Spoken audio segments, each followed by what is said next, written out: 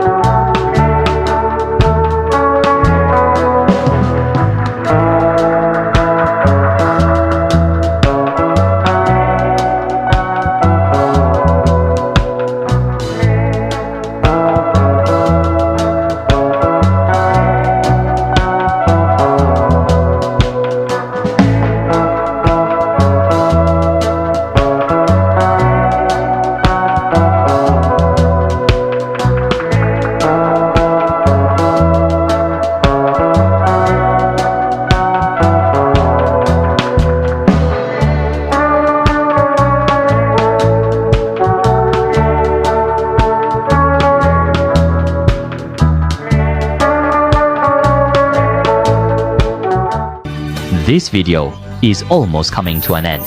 From being all tattered at the start to now looking brand new. If you hadn't watched the entire restoration process, you wouldn't believe your eyes. So, does this final product amaze you?